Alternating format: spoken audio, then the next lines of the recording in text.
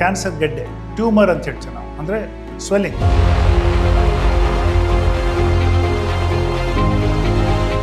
So cancer uncontrolled growth ಅಂತೀವಿ, ಅದಕ್ಕೆ ಒಂದು ಕಡೆ ಒಂದು ದೊಡ್ಡ ಗೆಡ್ಡೆ ಥರ ಬಂದ್ಬಿಡುತ್ತೆ.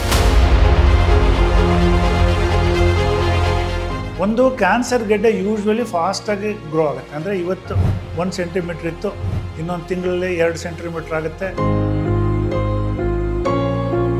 ನಿಮ್ಮ ಹಸುವು ಕಡಿಮೆ ಆಗುತ್ತೆ, ನಿಮ್ಮ ತೂಕ ಕಡಿಮೆ ಆಗುತ್ತೆ, ದೇಹದಲ್ಲಿ ನಿಮ್ಗೆ ಸುಸ್ತಾಗಕ್ಕೆ ಶುರು ಆಗುತ್ತೆ.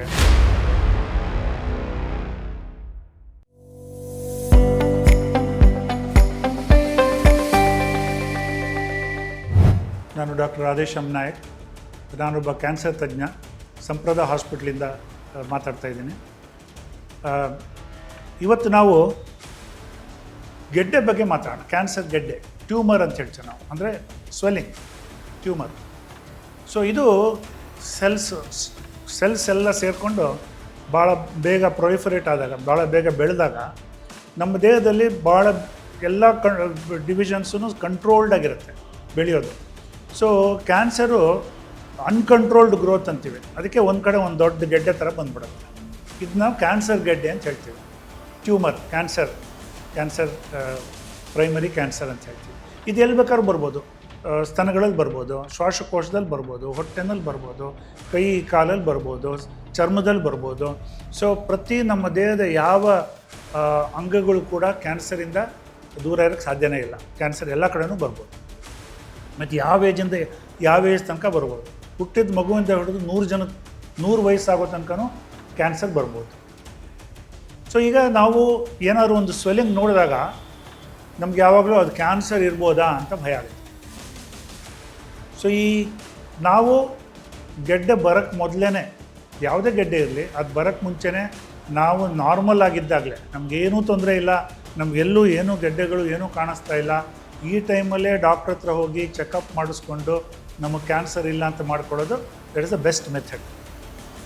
ಇದು ಮಾಡದೇ ಇದ್ದರೆ, ನೀವು ಹೋಗಲಿಲ್ಲ ಅಂತ ಇಟ್ಕೊಳ್ಳಿ, ಒಂದು ಕಡೆ ನಿಮಗೆ ಗೆಡ್ಡೆ ಕಾಣಿಸ್ತು, ಈ ಗೆಡ್ಡೆ ಕ್ಯಾನ್ಸರೋ ಇಲ್ವೋ ಅಂತ ಹೇಗೆ ಹೇಳೋದು? The best method is go to the doctor, get a scan done, ಆಮೇಲೆ ಅದಕ್ಕೆ ಬಯಾಪ್ಸಿ ಮಾಡಿ ಅಲ್ಲಿ ಕ್ಯಾನ್ಸರ್ ಇಲ್ಲ ಅಂತ ಅವ್ರು ಹೇಳಿದ್ರೆ ಅದು ಬೆಸ್ಟ್ ಮೆಥಡ್. ಬಟ್ ಆದರೆ ಇದು ಕ್ಯಾನ್ಸರ್ ಗೆಡ್ಡೆ ಅಲ್ಲ ಅನ್ನೋದಕ್ಕೆ ಕೆಲವು ನಮಗೆ ಕುರುಹುಗಳಿರುತ್ತೆ. ಒಂದು, ಕ್ಯಾನ್ಸರ್ ಗೆಡ್ಡೆ ಯೂಶ್ವಲಿ ಫಾಸ್ಟಾಗಿ ಗ್ರೋ ಆಗುತ್ತೆ. ಅಂದರೆ ಇವತ್ತು 1 ಸೆಂಟಿಮೀಟ್ರ್ ಇತ್ತು, ಇನ್ನೊಂದು ತಿಂಗಳಲ್ಲಿ 2 ಸೆಂಟಿಮೀಟ್ರ್ ಆಗುತ್ತೆ, ಇನ್ನೊಂದು 2 ತಿಂಗಳಲ್ಲಿ 4 ಸೆಂಟಿಮೀಟ್ರ್ ಆಗುತ್ತೆ. ಈ ಥರ ಎಕ್ಸ್ಪೊನೆನ್ಷಿಯಲ್ ಗ್ರೋತ್ ಅಂತೀವಿ, ಬೇಗ ಬೆಳ್ಕೊಂಡು ಹೋಗೋದು. ಅದು ಒಂದು. ಎರಡನೇದು, ಅಲ್ಸರ್ ಆಗಿಬಿಡುತ್ತೆ. ಅಲ್ಲಿ ಸ್ವಲ್ಪ ದೊಡ್ಡದಾದ ಮೇಲೆ ಅಲ್ಲಿ ಗಾಯ ಕಾಣಿಸ್ಕೊಳುತ್ತೆ, ಚರ್ಮ ಸುಲಿದೋಗುತ್ತೆ, ಅಲ್ಲಿಂದ ರಕ್ತ ಬರ್ಬೋದು, ಅಥವಾ ಕೀವು ಬರ್ಬೋದು, ಅಥವಾ ಇನ್ಫೆಕ್ಷನ್ ಆಗ್ಬೋದು, ನೋವು ಬರ್ಬೋದು. ಸೊ ಇದು ಕ್ಯಾನ್ಸರ್ ಲಕ್ಷಣಗಳು ಆಗ್ಬೋದು. ನಾನ್ ಹೀಲಿಂಗ್ ವೂಂಡ್ ಅಂತೀವಿ, ಅಂದರೆ ಗುಣ ಆಗದೇ ಇರೋವಂಥ ಗಾಯ ಇದೆ. ಯೂಶ್ವಲಿ ಗಾಯ ಮಾಡಿಬಿಡುತ್ತೆ, ಸರಿ ಹೋಗುತ್ತೆ.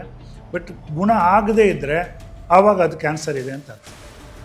ಬಟ್ ಇದು ಯಾವುದೂ ಗ್ಯಾರಂಟಿಯಾಗಿ ಹೇಳೋದು ಕಷ್ಟ. ಕೆಲವು ಬಿನೈನ್ ಕಂಡೀಷನ್ಸ್, ಅಂದರೆ ನಾನ್ ಕ್ಯಾನ್ಸರಸ್ ಕಂಡೀಷನ್ಸು ಕ್ಯಾನ್ಸರ್ಗಿಂತ ಫಾಸ್ಟಾಗಿ ಗ್ರೋ ಆಗ್ಬೋದು, ಬಟ್ ಅದು ಕ್ಯಾನ್ಸರ್ ಅಂತ ಹೇಳೋಕ್ಕಾಗಲ್ಲ. ಅಥವಾ ಕ್ಯಾನ್ಸರು ಭಾಳ ಸ್ಲೋ ಆಗಿ ಗ್ರೋ ಆಗ್ಬೋದು. ಸೊ ಎಕ್ಸೆಪ್ಷನ್ಸ್ ಇದೆ.